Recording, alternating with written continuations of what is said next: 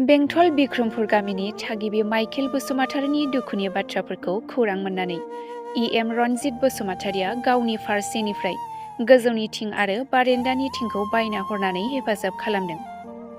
चिरां जिल्लानि बेन्दोंआव थानाय बेंटल बिक्रमपुर गामिनि थागिबि माइकेल बसुमतारीया गासै 7 जन फिसाफोरनि बिफा। 7 दानसोनि आवगाय बिथाङा आथिं बायनानै गावनि गोजोननि देरा एबा न'खौ नांगौ बायदियै लुनानै लानो हायाखैमोन। अखा बांखानि दिनाव अखा सेरनानै फिसाफोरा फरायनाय समाव मोजाङै फरायनो मोना आरो मोजाङै उन्दुनो मोनामोन। थिग बेफोरबायदि दुखुनि बाथ्राफोरखौ खौरां मोननानै साखाथियाव थानाय 14 नं चिरांदुवार बियाबनि इएम रनजित बसुमतारीया गावनि फारसेनिफ्राय गोजौनि थिं आरो बारेन्दानि थिंखौ बायना हरनानै हेफाजाब खालामदों होननानै फोरमायनायजों लोगोसे माइकेल बसुमतारीनि दुखुथिया नखरनि सोमोन्दै गोबां आंखालजों बुंफबनाय बाथ्राफोर फोरमायो मारुफारा गामिनि थागिबि सानसुमै फिनियन हाज'वारिया। जायखिजाया आङो बे न'खरनि सोमोन्दै फंनैसो एसे मिथिहोनो गोसो जाबाय। बे न'खरा जोंनि गामिनि आन्दारावनो थानाय। बिथांनि मुङा जाहैबाय माइकेल बसुमतारी आरो जोंनि गामियाव बे बिक्रमपुर मारुपारायाव जोंनि गामियाव बयनिख्रुइ बांसिन गथ' खांनाय न'खर 7 जन दङ आरो लोगोसे गामियाव बयनिख्रुइ गोरिबसिना बे न'खरानो। आरो बेबायदिनो रोंगौथियावबोथ' गैया हिसाबै बे न'खरा गावनि न'खरखौ खांनो बिराद दुखुयैहाय न'खर खाङो। सम सम जोंबो गामिनि हिसाबैहाय बिनि बांद्राय दुखुथियाखौ नुनानै एफा एनै समावहाय दरखारि समावहाय गामिया एसे एनै हेफाजाब होबोबाय थादों। नाथाय अब्लाबो समनि गेजेराव जोंबो नायस्लाबनो हाया आरो लोगोसे बिनि न'खराव जेबो रोंगौथि गैयिखाय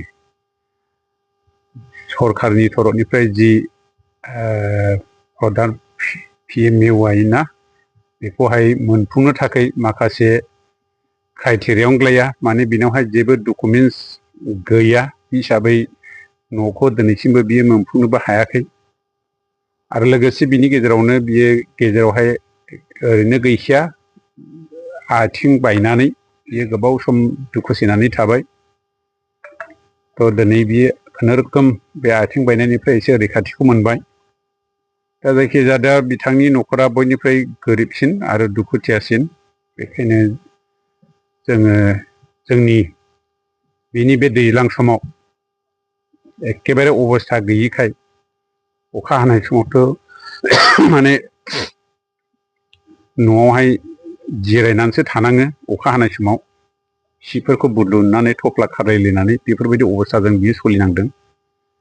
जायखिजाया बिनि बांद्राय दुखुथियाखौ नुनानै आरो जोंबो गामिनि मानसियाबो हेफाजाब होबाय थानो हायियाव जोङो बे खोथाफोरखौ जोंनि बेंटल प्राइमारि UPPL नि आफादगिरि आरो नेहाथारि बिथांमोनजों एसे बेखौ रायलायनाय जादों आरो बिथांमोना एसे बिनि थाखाय माबा मोनसे खालामजायो नामा बिदि साननानै मानबता खाथिराव बिथांमोना गोजौ लेभेलनि जेनेबा एसे जोंनि बिटिआरनि EM फरेस्ट डिपार्टमेन्टनि रनजित सार बसुमतारी आरो लोगोसे UPPL निनो CWC मेम्बार जोंनि फंबाय देबास्वरन ब्रह्म बिथांमोनजों निसय जगाजग लादों आरो बिथांमोना बे न'खरखौ मानबता खाथिराव हेफाजाब होनो फैनायाव दिनै बिथांमोना रांनि अनसुंथाइ हरनानै आरो फेरेंगा साराबो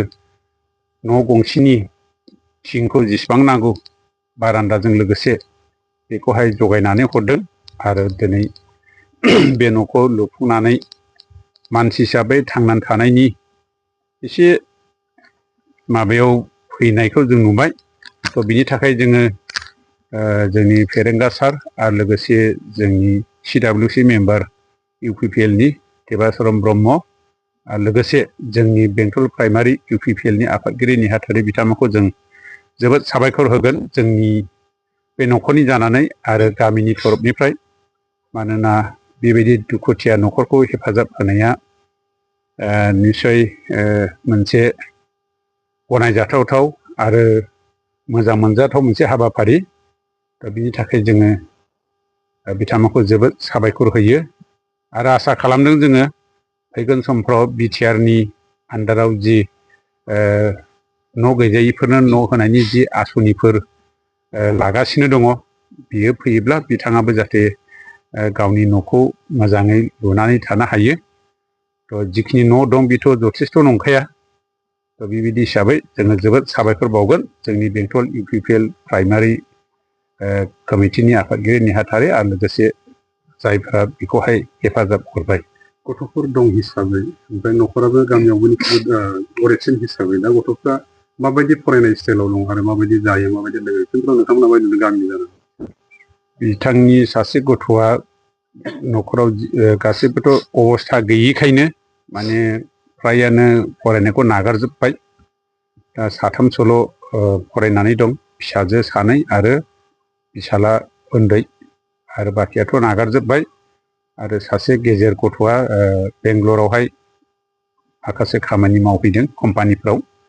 थ' बियो सम सम एफा एनै रां मदद हरो आरो न'खरा बिदिनो थाग थुग सोलिनानै दं।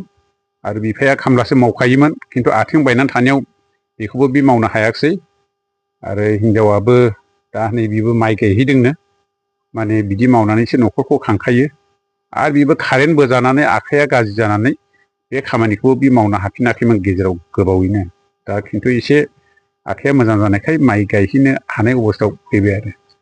थ' फरायनायनि बेलायाव बिदिनो बांद्राय अबस्था गैयिखाय ना फिसाला गिदिर गिदिरफ्रा फ्राय गासिबो नागारजोब्बाय। दा साथामल' गथ'फोर फरायनानै दं आरो प्राइमारि एम इ स्कुल आरो लोगोसे हाइ स्कुलाव। फैबाय थानाय समफ्राव फरायनायनि बेलायाव गथ'फोरनो माबा मोनसे सुबिदानि गोनांथि जागोन नामा? दानि बोथोरखौ नायनानैथ' बेखौथ' सुबिदाफोरखौथ' मोनोब्ला खुब मोजां आरो मोननांखागोन। आरो बे आसनिखौथ' सरकारानो जेनेबा लाबाय 2009आवहाय राइट टु इडुकेसन। थ' बे हिसाबै मोनसे गोरिब न'खराबो जाहाथे बेबायदि फरायनायनि सुबिदाफोरखौ जोंनि दानि बिटिआर सरकार जुदि आसनिफोरखौ लायोब्ला थ' बेफोरबायदि न'खरनि गथ'फ्रा जुदि सुबिदाखौ मोनोब्लाथ' बे खुब मोजां आरो बेखौ जों आसा खालामो आरो। दा जों माखासे साइकेल राननाय, माखासे बेग राननाय, माखासे स्कुलनि गस्लाफोर राननाय नुबाय थादोंब्ला बेनि बेलायाव बे न'खरनि गथ'फोर हिसाबै माबायदि मोनदों माबायदि मोनाखै? बेखौथ' गारजेना खोन्थादों माइकेल एसे गथ'फ्रा बेखौ बे साइकेलफोरखौ माफोरखौ सरकारनिफ्राय जि राननानै होदोंमोन बेखौ मोनदों एबा मोनाखै? मोनदोंना? थ' जिखिनि स्कुल बेग साइकेल बायदि रोखोम मादों बेखौहाय मोनदों आरो बेजोंनो बिथांमोना दा सोलिगासिनो दं। फैबाय थानाय समाव गथ'फोरनि साक्सेसखौ माबायदि लुबैदों? जे सासे गैजायि न'खरनि सासे गथ'आ बिदिनो सानसे समाव जाफुंसार जानो हायो, बेनि बेलायाव नोंथाङा माबायदि रुजुगोन? बेनि बेलायाव आं बेखौनो बुंगोन, माने जायहा लेखा रोङा बियो लेखा रोंनायनि लाइनाव थांनांगौ, जायहा गोरिब बियो धोनिनि लाइनाव थांनांगौ। आरो जायहा धोनियाबो मालाबा गोरिबाव फैयो आरो गोरिबाबो सब समाय गोरिब थाबाय थाया। लेखा रोङियाबो लेखा रोङि अबस्थायै थाबाय थाया, बे रोंनाय अबस्थायावथ' थांनांगौ। थ' बे हिसाबै आङो बे न'खरखौ बिदिनो बे न'खरनिफ्रायबो गोरिबजों खोथा गैया। गोरिबा माने लेखा रोङा लासे थानायनिबो मोनसे परिबेस फैनायनि बे नङा, बे जुजिनायनि मुगाखा। गोरिब होननानै जुदि फरायनायखौ थाबाय थायोब्ला सरकारा जिखिनि इडुकेसन डिपार्टमेन्टनिफ्राय जि हेफाजाब होदों बेफोरखौ एसे नोजोर बोनानै बेखौ सुबिदाफोरखौ लानायनि गेजेरजोंब्लाबो फरायनायखौथ' फरायनांगोन, आवगायनांगोन। आरो जों दा नुगासिनो दङ जोंनि बिटिआर ओनसोलाव जोंनि बर'फ्राबो गोरिब अबस्थाया बिथांमोनखौ लाखिनो हायाखै, बयबो सोलोंथायावहाय आवगायगासिनो दं। थ' बे हिसाबै बे न'खरखौबो आङो सानगोन गामिनि माबा हिसाबैहाय आसा खालामगोन, माने गोरिब जानाया जे गोरिब हिसाबैनो थाबाय थानांगौ, लेखा रोंनाङा बेथ' मालाबाबो मानिजानो हाया। आरो बिनि थाखाय सरकारानो राइट टु इडुकेसनखौ लाखाबाय हिसाबै बेखिनिखौ जोङो आसा खालामगोन। आरो बे न'खरनिफ्रायबो जिखिनि साथाम गथ'फोर फरायगासिनो दं निस्सय बिथांमोना लाइफआव साक्सेस जागोन आरो बे जोंनि थाखाय मोनसे बिराद गिदिर मोजां मडेल जागोन होननानै आं बेखौ आसा खालामो आरो गामिनि हिसाबै।